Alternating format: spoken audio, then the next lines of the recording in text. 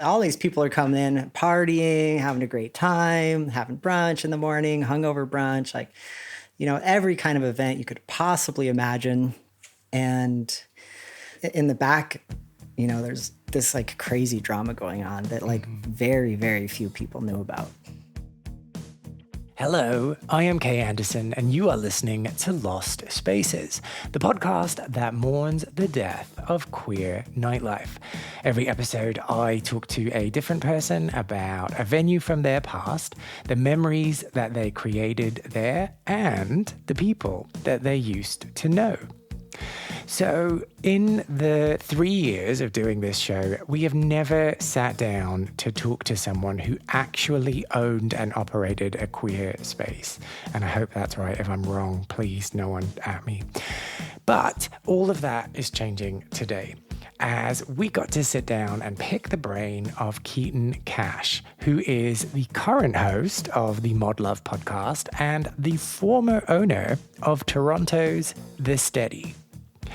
Now, I don't know if I really should be saying that this is a cautionary tale, but there are some very important lessons about going into business that you can glean from this conversation. Keaton was generous enough to tell us all about business plans, business partners, and business woes, and I can let you guess where all of those things intersect.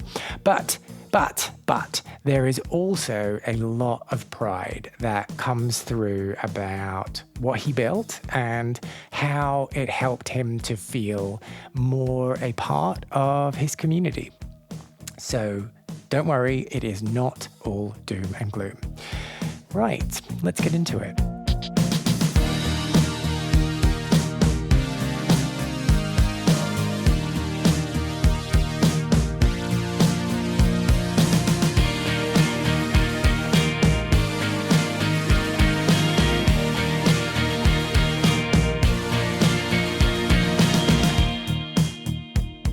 So you're not Canadian? No, I am the evil American. Oh, how evil are we talking? Well, it depends who you ask. If you ask a fellow American, they'll be like, no, this guy's great. If you ask some Canadians, they'll be like, this guy's horrible. No, but what part of America? Like the evil part? Well, I guess it's all evil, isn't it? It's all evil, yeah. So do you want the quick breakdown of like all of my American lineage? Okay, yes, go. I was born in Denver. I Uh-huh. lived briefly in Kansas City, Kansas from 10 to 12. Then we moved to the very, very rural panhandle of Florida, where I finished middle school and did all of high school. That was mega culture shock. Then I went to Central Florida for university, bounced around like Tampa, St. Pete, Lakeland area, went to Miami for a year after college, went back to St. Pete, then went to LA, and then came to Toronto. And when I got to Toronto, I was 26, I think, 26 or 27, and I decided, you know what, I'm going to stay in one place and see what that's like. And so I've been here about 15 or 16 years. Well, and so, like, what brought you to Toronto in the first place? Yes, I get this question a lot, and that's to be expected. I was in LA on a contract. I was doing design for a skateboarding sketch comedy show that was on a action sports network. It was a lot of fun. I was living in a house with some professional skateboarders. It was total, like, almost Jackass level, but not quite. And I was casually dating somebody who was between Toronto and LA at the time, kind of going back and forth a lot. Mm-hmm. And then my contract came up and I had to decide if I wanted to stay in LA or not. And while I really liked it in LA, it still just felt like it wasn't fully my jam. And I had not lived somewhere that was really like walkable in my life, like New York or Toronto. So I thought, yeah, politics in the US were also getting increasingly disgusting to me. And so this person I was dating pitched the idea and said, hey, we could get fake married. You could come back to Toronto with me. It'll be a good time. And I said, you know what? Fuck it. Sure, let's do it. And I sold my car, sold most of my stuff. I came here. We had a little ceremony at City Hall and went back to LA, wrapped things up, came back. And wow, it was a real eye opener in terms of it was my first bad relationship.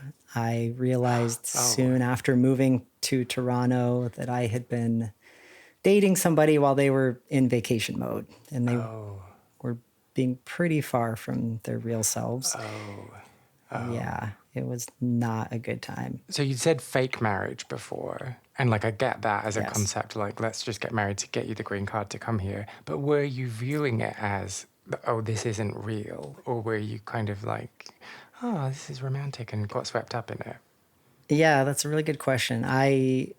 It was a mixture. So I can just say that like I certainly would have never married this person at that point in our relationship or maybe at all if it weren't for immigration. So in that way I feel like it was very contrived. But when you are dating somebody and you make a move like that, things definitely get really weird and murky. Yeah. And so there was a part of us that was like, well, we're dating, like should we just kind of own the label of like we're married and just see if that affects us. And I think it did, honestly. Affected good, affected bad? Probably overall bad for me because it put all this extra weight that I wasn't expecting on staying together Of and course. trying to work through issues that I think I normally would have just pieced out on a lot sooner. Now, part and parcel with that was the country also sort of says, hey, you're not allowed to do certain things for a period of time after immigrating. So there's a lot going on where I was kind of straddling a lot of weird lines. Yeah, and trying to maintain all of those rules whilst maintaining your sanity, for want of a better term. Yeah, exactly. So how long had you been together at the time you got married? Oh, geez. I don't know, 6 or 7 months. Okay. Just casual, just very casual. Yeah. You know, when you're that age and you've only had relationships that were positive, you know, you feel kind of invincible. You're like, oh, yeah, cool, another adventure. This will be great. And you just, I mean, that's me anyway. I just took the plunge and was like, let's do it. Yeah, and there's something wonderful about leaping before you look, right? It's just the aftermath of that that's not the fun bit. Exactly. But anyway, let's not dwell on that for too long. So you found yourself in Toronto. And so you were married. When you got here, did you just go into this domestic bliss kind of mode where you were doing everything together and living together and not going out, or was it different for you? We were definitely going out. Yeah, we were still at the age where we wanted to go out and party, and that was a good time. You know, we were also making a home together and all that sort of thing, but she had lived here her whole life, and so she had a lot of friends and all that sort of thing. I will say I kind of expected to be adopted into like a social circle of sorts and for that to feel a little bit more like warm and friendly. And when I got here, I kind of realized she didn't really have that. And that sucked. So she had some like one-off friends kind of here or there. So I had to start kind of cobbling together my own friend group. And how do you go about that when you're 26 and new in a city? Well, I had moved around my whole life, like even within the areas I mentioned, like as a child, like my mom was always moving to try to like better our plot in life and all that sort of thing. So I was constantly changing schools and it's a real drag, honestly, but I guess it did give me sort of a thicker skin when it came to just like not caring as much about what people think or how people perceive me, because at a certain point you just have to live. And in terms of how did I do that, I don't remember. Like, it's not that I had a formula necessarily, but I think one of my footholds was that right before coming to Toronto, I realized that transitioning to male was a thing that was even possible. So a lot of people, well, I don't know about a lot, but some people will move to transition. And that was not the case for me. It was just a coincidence that they lined up. But started to find community in other trans guys, and that kind of got the ball rolling. And did that start in a like, I want to learn from you kind of way? Like in a support group, or was it something A else? little bit. So when I spoke to her while I was still in LA about like, oh wow, I think this is where I'm headed, she was like, oh yeah, I know lots of trans guys back in Toronto, and like you can come talk to them and hang out with them and whatever.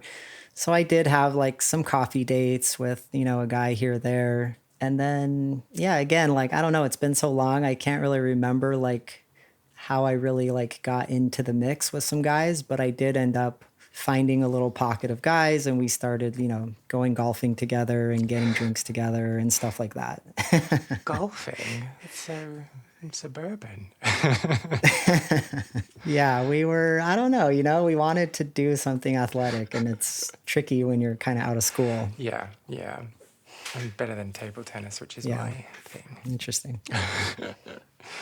And like, so having these conversations and meeting these people, what did that feel like? Initially, it was really exciting and inspiring. And, there was still a little part of me that was kind of like, is this for real? Like, do people take you seriously? And, all that sort of thing. But once I sat down with these guys, I was like, oh, yeah, 100%. Like, I mean, it sounds a little ridiculous, but I was like, oh, yeah, like you're totally just a fucking dude. And like my mind just made the switch. As soon as I found out that this was something I could do, I was pretty much like full steam ahead in terms of, yeah, like how fast can we do this? Oh, really? And so how fast can you do it? So in Ontario and many states as well, you have to get sort of like a therapist slash doctor sign off for hormone therapy. So I immediately got into therapy, got that letter. Toronto has some really great medical facilities that are like specifically for queer and trans people. So I was lucky to get in there. I think within 9 to 12 months, I was on testosterone. And I think within that first year or two, I had had top surgery as well. Oh, okay. But what was the like? What was the waiting like? You know, like when you've decided you want something, and then it can't come quick enough, but you have to wait. How did you manage that? It was really difficult. I do remember it being really difficult. The thing that tipped the whole everything off was that I was in LA just doing some random research for the show, and I saw a YouTube video of like a trans mask or trans guy person binding their chest with an ace bandage. And, I had come out, quote, as gay when I was, I don't know, just barely 19. So I had had those like, 6 or 7 years behind me already, like fully in the queer scene. But somehow this had escaped me, and I can talk about that more later. But I saw that video and I immediately dropped what I was doing, went to the drugstore and bought an ace bandage, came home, did that to myself, put on a t-shirt, and was just like, oh my fucking God, like I feel so great. Oh, wow. So at least I had little things like that to sort of feel like something was happening.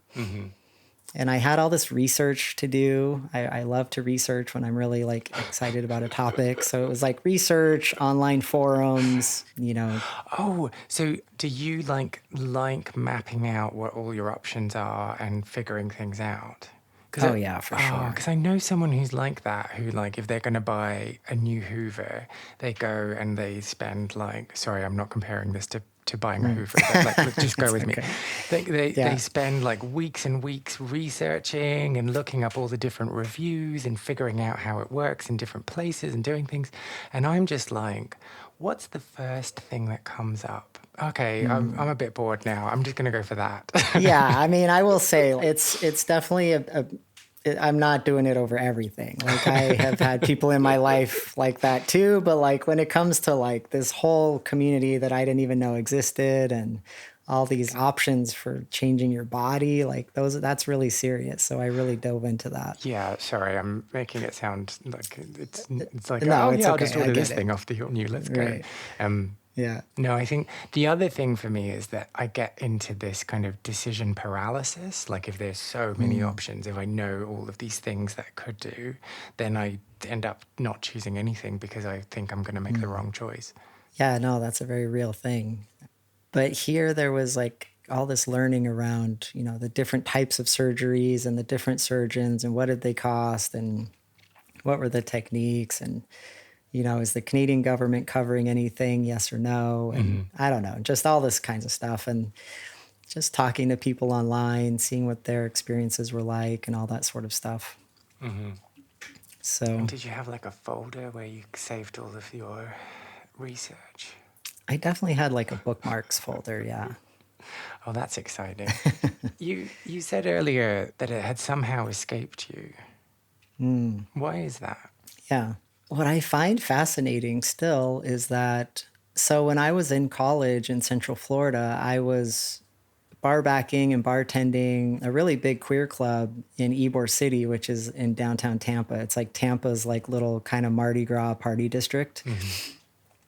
And the head sort of manager of that club was a cis female who seems to exclusively date trans women. And the club skewed lesbian, but ultimately I think was like pretty queer and Hmm. open. We Hmm. definitely had a lot of, just everybody coming through. But there was always these really prominent drag shows. But back then, what we were doing is we were calling trans women drag queens, Hmm. just out of ignorance, I think, due to it being a while ago. And it was my job to shine the spotlight on the drag queens as they would perform. But these were really trans women that were doing sort of like pageant style shows most of the time. Okay. Sometimes we would get a real drag queen in, but regardless. So it was just really ironic and weird to me, still is, but whatever, that, I was spending my nights following these trans women around with a spotlight, like watching the club, like go crazy and hoot and holler and all this stuff. And having friends that were like very masculine and butch or whatever, but never, ever, ever hearing the conversation talked about it Mm. as opposite, as going like female to male, like never. And over time in my like lesbian friend groups, I started to realize that like the friends in my friend groups who I identified with and assumed identified with like how I felt as like let's say soft butch. Okay. Let's say I was a soft butch. But yeah, over time I started, they would make comments or life choices that made me realize like, wait, we're not on the same page about this. And I started to kind of feel a little alienated. Like, like for example, like one of my like soft butch friends would talk about, oh yeah, me and my partner want to have a baby now. And they were like, and I'm going to be the one to carry the baby. And I'd be like, what the fuck? What? Like I'd be like freaking out inside. Or I had another friend who was like totally hot, but totally single forever. And then finally, like, decided to partner up. And then eventually I found out that her femme partner was like fucking her. And I was just, and these are all kind of like antiquated, Yes, yeah. things that shouldn't really matter. But back then, they symbolized something to me that I was like, wait, like, I was just assuming that, one, I was assuming that these things meant something. But number two, I was assuming that like us being on the same page about this sort of meant that they felt like I felt inside, which ultimately was that like I was really a man, which I knew I felt like that since I was a child, but I didn't know there was anything I could do about it. So I was just making the best of my situation as like a Hmm. soft butch presenting person.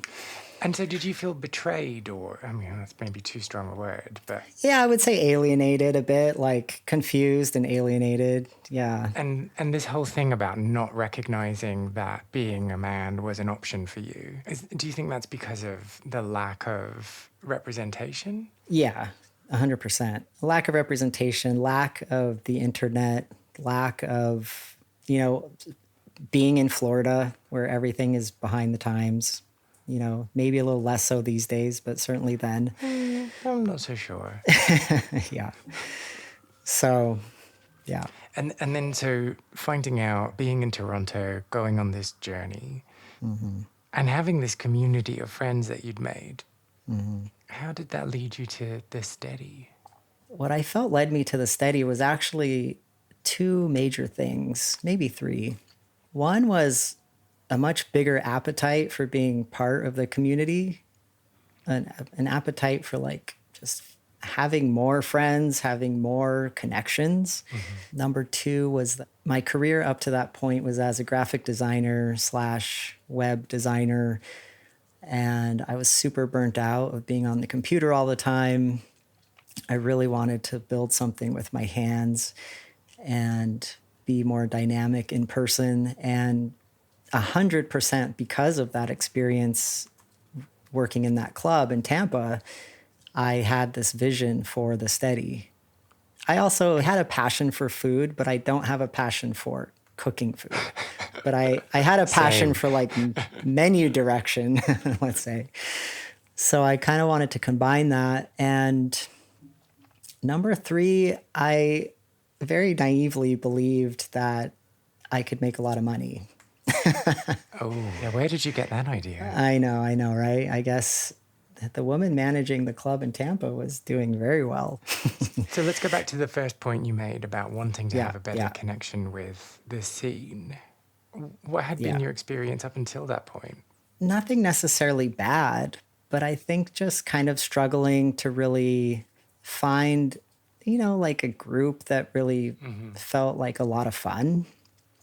I will say, and I think a lot of Canadians agree with this as well, that Canadians are a lot slower to warm than Americans, and they are just a lot more closed off at first impressions. So it's harder to break in. They're less friendly. Like they're just straight up less friendly, like right out of the gate. Now, of course, there's exceptions, but overall, whereas Americans are just much more, I think, open to dialogue and banter and friendliness right out of the gate. And Americans also like, upholding stereotypes here, but I just find them to be true that Americans, they're going to be much more transparent about like where you stand with them. And I also find Canadians much more sort of like passive aggressive, close to the chest, a little more catty, a little more like fake to your face, like talk shit behind your back, like that whole kind of thing. Oh, interesting. Well, so I was going to ask the statement you've just made about you wanted a group that felt like a lot of fun. I was going to ask whether you had ever experienced that in your life, Yes, definitely. but you have in the Yeah. US. So why are you Yeah. still in Canada? Yeah, no, excellent question. Okay, let's not focus on that. Yeah. So you thought that by setting up this bar, it was going to be your journey to finding that group of friends. Yeah, to just bringing people together and just having a lot of fun. That's what I wanted. I wanted to like make more money while bringing people together and having a lot of fun. And not be on a computer. Right. And so what were the first steps that you took towards this vision?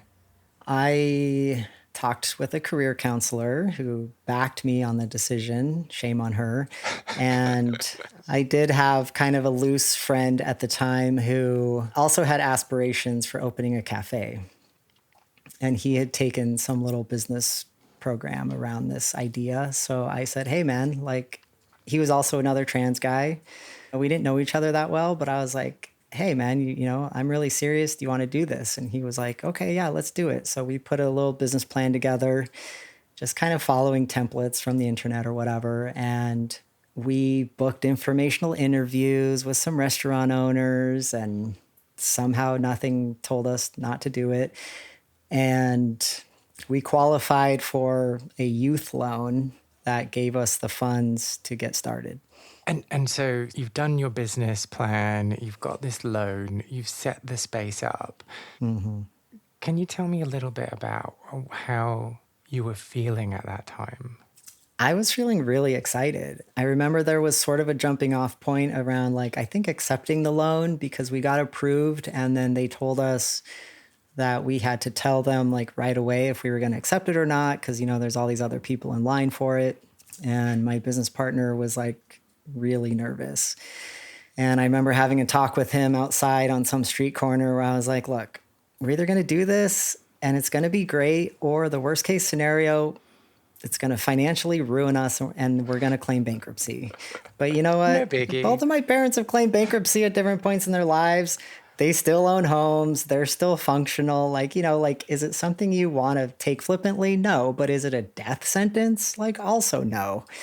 That's how I looked at it. But again, this is kind of like my persona, I'm just like, fuck it, let's do it. And I take caution where I'm not like a super reckless person, but I take calculated risk, I would say. And that's how I calculated it up.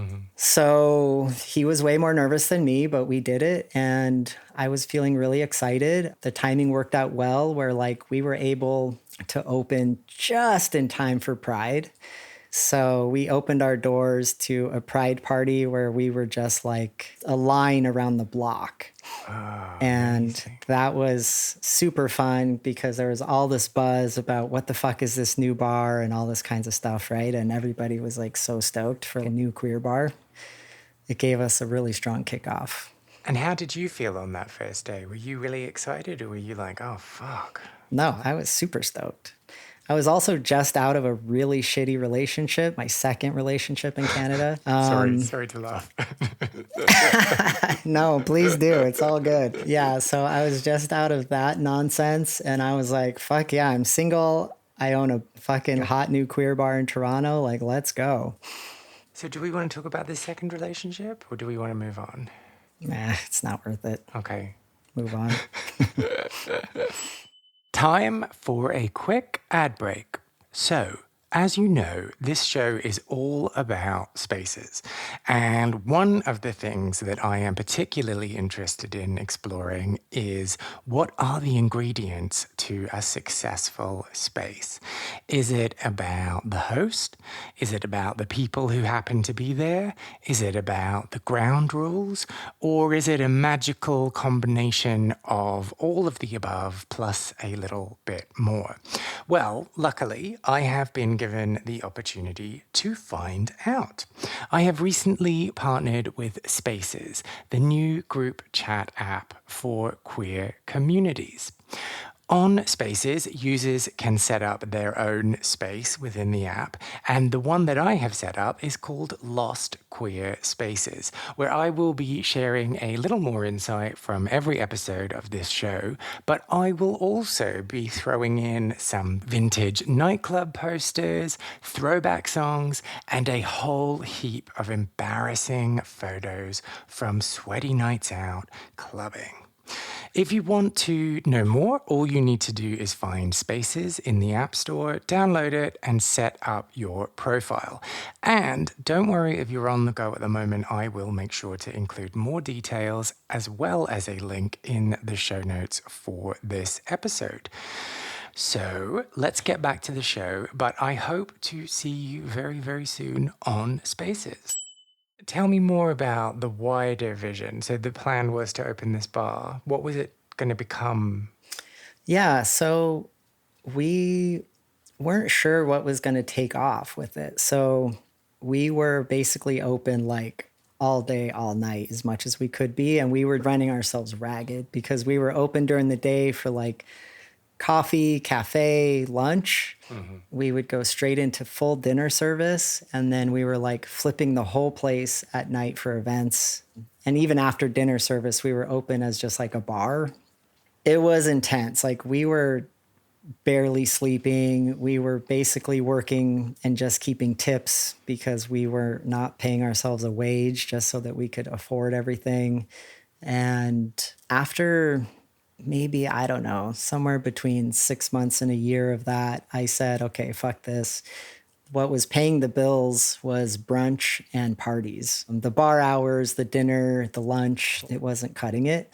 So I just cut all that out and we became a brunch spot that hosted events. And we also got booked for some catering here or there. And it was always a fucking nightmare. And I hated when we got booked for that. But Begrudgingly taking the order, like, oh, fuck. yeah, you could charge a lot, so I kind of take it, but it was always horrible. And so tell me about your relationship with your business partner, because you said earlier that you didn't know each other that well when you got into this relationship. And I have to admit that alarm bells went off in my head. As they should. Yeah. So, obviously we got to know each other better through the process, but he was like really enmeshed in the friend group of that second relationship partner. So as that relationship was like dying, I felt like maybe it was putting weird strain a little bit on he and I. I don't know. I felt like he and I never fully clicked for some reason, and I could never really figure out what it was. But either way, after being open for 6 months, he was just full on like, I want out. I just want to. I don't think he ever fully quit his job either. I think he probably had dropped down to like part time or some sort of like new arrangement with them. But he was just like, I just want my life back. Like, this is too much. And he was like, you have to buy me out, which I thought was hilarious because I was like, dude, the business is only worth debt right now. So you're not going to get a payout. I'm going to be gracious enough to let you escape being liable for all the debt. That's what I'm going to do. So I let him walk away, and I really wasn't sure what was going to happen at that point. I was like, I might just need to throw in the towel, and what does that mean, and all that sort of thing. Now, at that time, we had opened with a random chef, a woman who had walked in off the street, responded to a help wanted sign, stepped into the role as chef, and she had, become buddies and whatever. It was a tight knit crew, right? And she was like, no, like, let me buy in. Now, background there is that she and I had started sleeping together. I don't know. Where is this going? No. Yeah, she chased me really hard. Let's not, no. You need to take responsibility here. I mean, yes, like I obviously owned it at some point, but I wasn't like the sleazy bar owner, like chasing my staff down for sex. That's all. Oh, okay. No, sorry. I wasn't implying that. No, that's my own insecurity. So yeah, she was whatever. I didn't know her, like I said, but she started making her intentions known, and I gradually got on board. And the timelines are all a little fuzzy. All I know is that we were sleeping together / dating at the point of her asking to buy in. And I was sort of like, look, I don't know. She was, I don't know, 6 or 7 years younger than me. I was like, how do you even have money to do this? Like, I'm nervous.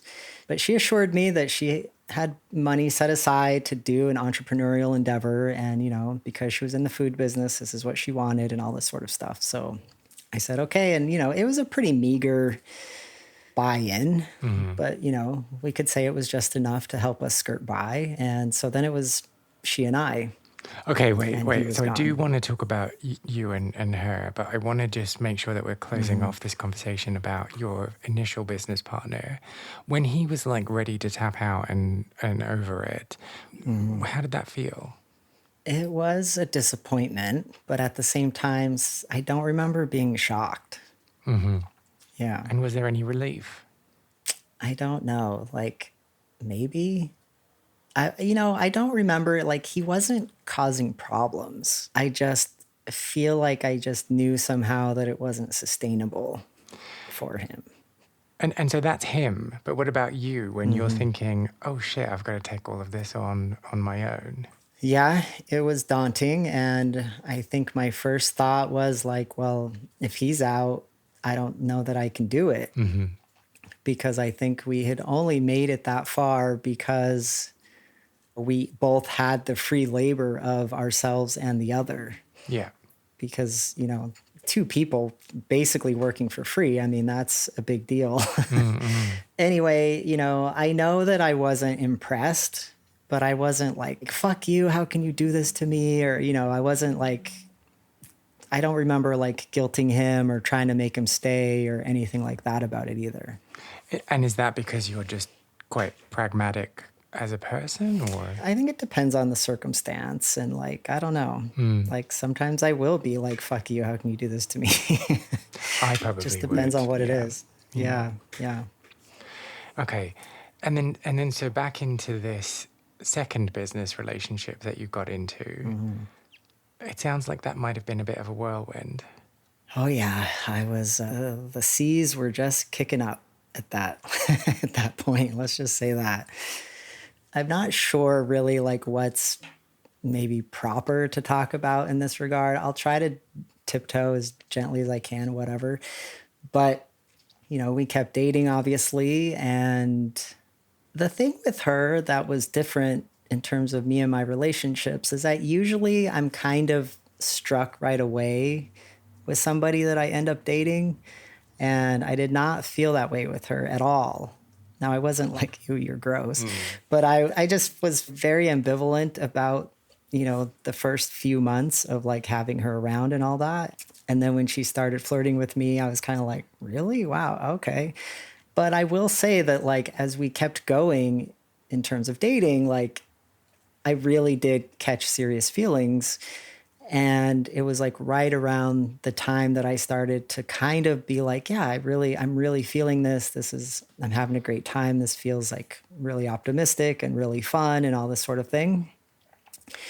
She came to me and just said, hey, just like no big deal. Side note, I'm going to go off my antidepressants. I don't think it's going to be a big deal. I don't think I need them anymore, but I just wanted to give you a little heads up. And I didn't even know she was on them, but I also don't have like a big judgment about that. Like so many people are on them. I didn't know which one she was on. I didn't know any of those kinds of details, but I was just like, okay, cool. You know, thanks for the heads up, whatever. Go on about our lives. But she immediately became like a zombie, like just a totally different person. And I eventually found out it is one of the antidepressants that you're really not supposed to quit cold turkey. And that's what she had done. And once she was off, she was really adamant about not going back on or not going back on anything and not seeing a doctor. And it was really, really stressful because at that point, I'm sort of like, wow, I had just reached the part where I kind of felt like maybe I love you. And so my heart's now getting kind of ripped out while I have to work with you, while you're also working at like a far reduced capacity because you're like, your mental health is suffering greatly. And so it put me in this like major support role / burden. And I was like trying to be patient and stick it out, but like things just were not getting better. And as time went on, I don't know, like she maybe kind of calibrated enough to the point where like she was acting normal ish at work, but she was being quite toxic to me personally at work and being kind of pseudo toxic to the staff that she perceived to be like more my friends than her friends.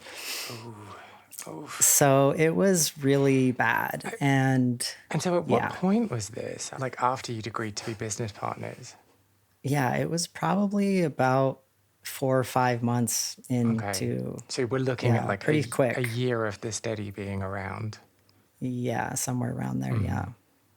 And I didn't know what to do. I just felt like, wow, like business at that point was going okay enough where I felt like this has legs. Like we had a lot of community support and support was growing. So I didn't want to throw in the towel yet, but I had this like really big problem on my hands. And it was just such a disaster on like every level. So I spent about the next year, I think, I don't know, 6 months to a year or something like that. I put together like a really detailed, crazy plan to lock her out of the business because I didn't know what else to do. And it was like the most spy level, weird espionage feeling thing I've ever done. I consulted with a lawyer quite a bit. I had to time a lot of things really impeccably. And I know you're probably like, what do you mean lock her out of the business? So yeah, I had talked to lawyers. I had talked to everybody or not everybody, but I had talked to like, people at the bank that managed like the accounts and all that. So I had figured out like, where am I within my rights? And I knew like her schedule and when she would typically come in and all this sort of thing. And I timed basically like serving her with some sort of notice to let her know this was happening while also changing locks on the entire place. Wow. While also changing all the passwords to the bank and all that sort of thing. So there was like a 24-hour period where I had to get all of this stuff just right. And I just remember like my heart like just pounding in my chest while I'm like changing the passwords and like the locksmith is there and all of the things. I remember her like texting me, at first not realizing the depth of what had happened and being like, why won't my fucking key work? Open the fucking door or something. And then it escalating and escalating to the point where she's like, then she's trying to log in to the bank account and realizing she can't get in and all this kinds of stuff. And yeah. Wow. So let's go a step back. And can you tell me about the moment or moments when you thought this was what you had to do?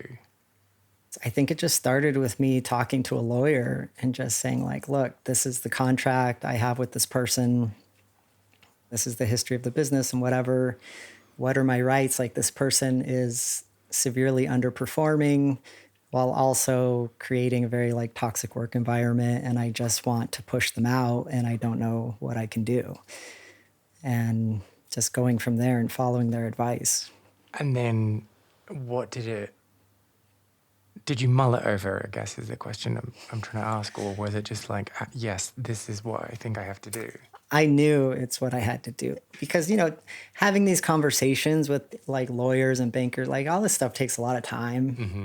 And so I had all that time in between these things to research. Yeah. Because you were a researcher, as we established. You have to. Yeah. Right. And, and just nothing was getting better. Like she really showed zero sign of improvement. I just felt leashed to this monster. It was really horrible. And nobody really knew, all these people are coming in, partying, having a great time, having brunch in the morning, hungover brunch, like, every kind of event you could possibly imagine. And in the back, there's this like crazy drama going on that like very, very few people knew about. And still to this day, I don't know about. Yeah. And so because it's your business, it's not just a job. So was it something that you just carried around with you the entire time that was happening? Yeah, I mean, there's probably only like 2 or 3 staff that were sort of clued in on what was going on, and then just my closest friends. But I mean, like, were you able to separate yourself from it, like to go home and just let it go? Honestly, I had very little personal time while running the business because it was so demanding. So the first 2 or 3 years of the business seem to be a cautionary tale for any of our listeners who are like, maybe I'll start my own queer bar. But it got better from there, I ask reluctantly.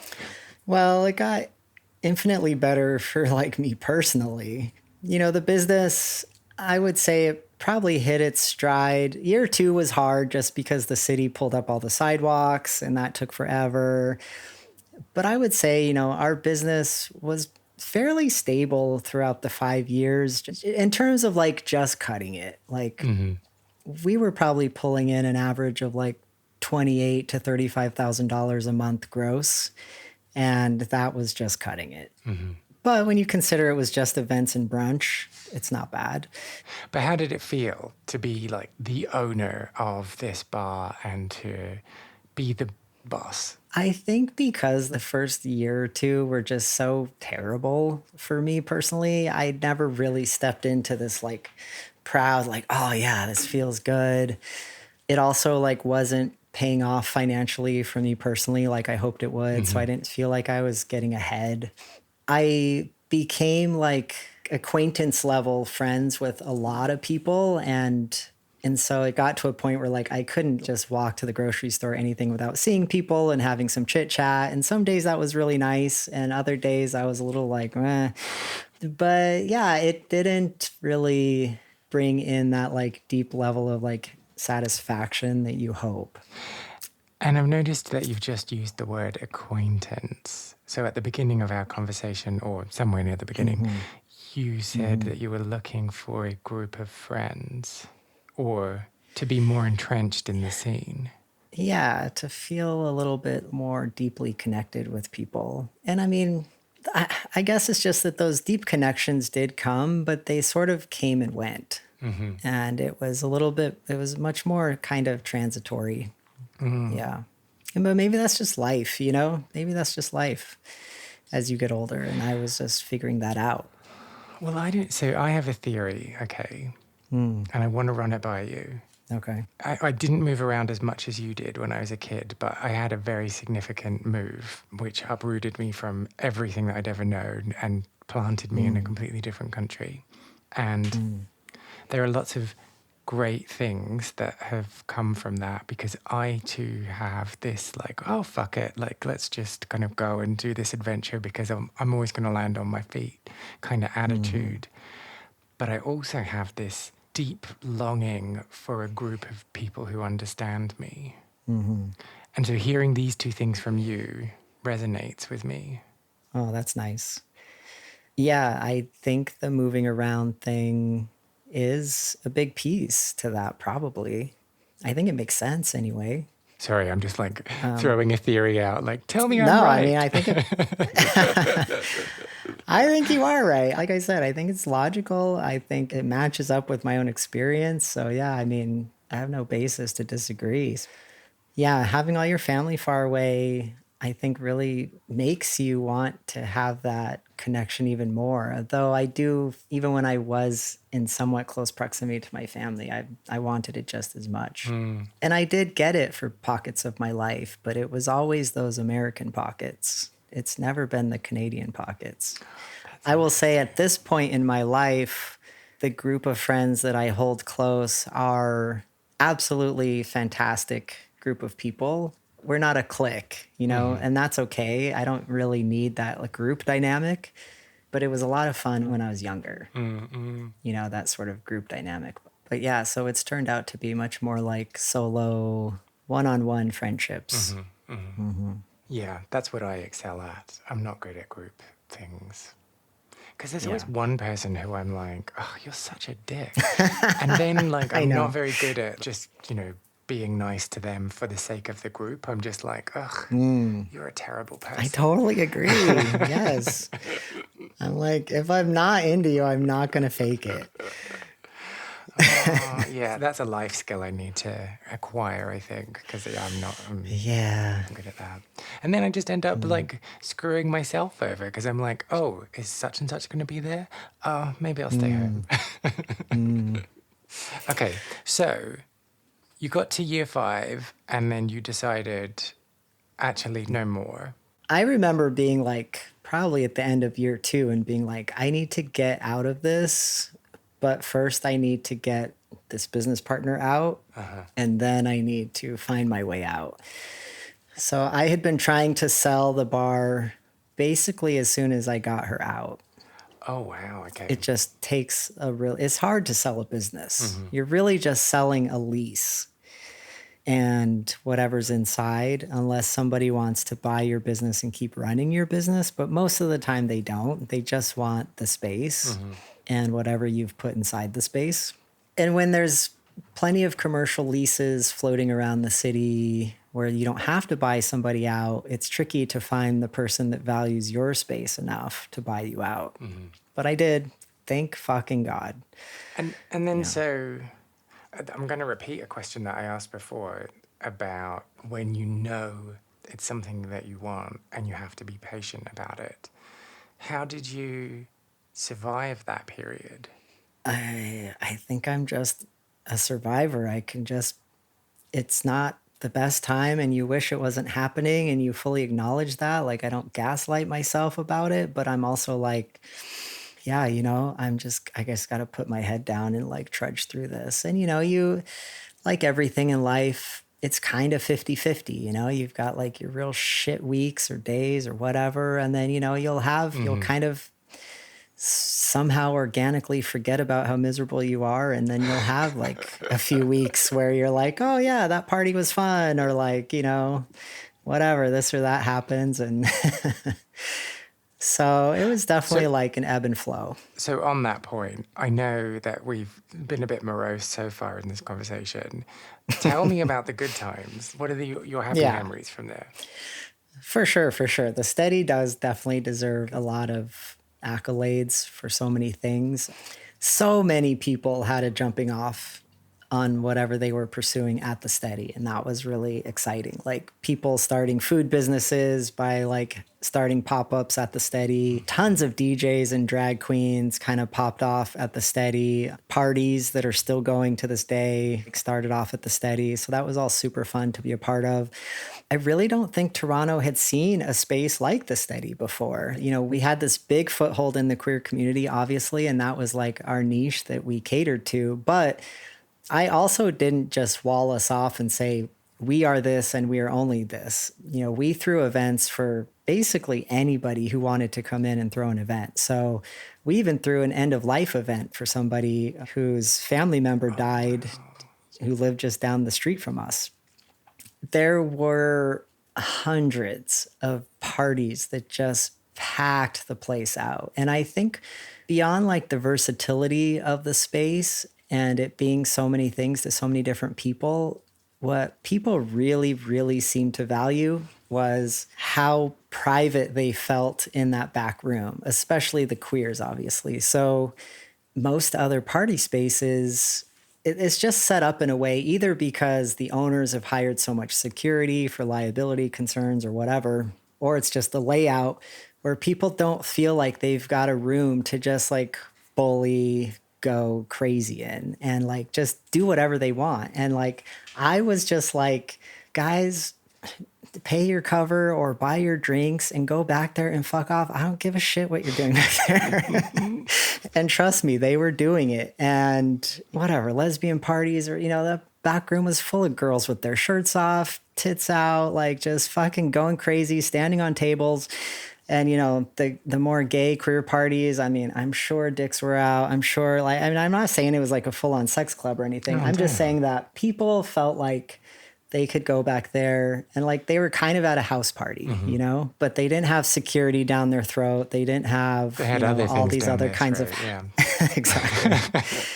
And it was funny because, we'd flip that room for brunch, for weekend brunch, and then all the neighborhood families would come in. But I was always like, man, you don't know what was going on those tables and those chairs like 5 hours ago. Okay, so you told me about what everyone else appreciated about that space. What about you? I think my big takeaway from the whole crazy experience was that in the end, it was really about showing myself I could do it alone. Because I think this was something that I initially wanted to do. And I was like, well, I need to do this with somebody. Yeah. And that person flaked and the next person, had their issues. And then it was just me. And luckily, by the time I got there, I was like, yeah, I'm just going to do this. And I did. And it was totally fine. And so moving forward, what I really carried with me was like, don't need other people. And, it's great if you can find that person and hopefully they're already experienced in what you want to do or have some kind of proven track record. But regardless, just trust in yourself more. That's a wonderful thing to come away with. Yeah, for sure. So usually at this point of the interview, I ask my guest to think back to the person they were at the beginning of our conversation or at a point during our conversation. And I kind of feel like I already know what you're going to say in terms of the advice you're going to give to that younger you. But so let's do it anyway. Imagine you could go back in time and you've just found out that you secured that business loan. What advice would you give yourself? Whew, I feel really torn. I mean, I guess there's so many things. I sort of simultaneously want to say, like, don't do it. And then I also want to say, don't sleep with the chef. And, Get a those might pen be and the paper. two There's a major few things I things. need to tell you. Yeah. Yeah. Yeah. Yeah. Know the person, know your business partner inside and out, but not in a sexual way. But you'd still do it. Yeah. He That's a says hard one. That's a tentatively. hard one, honestly. That's a hard one. Do you have any memories from the steady or clubbing from your own queer scene that you want to share?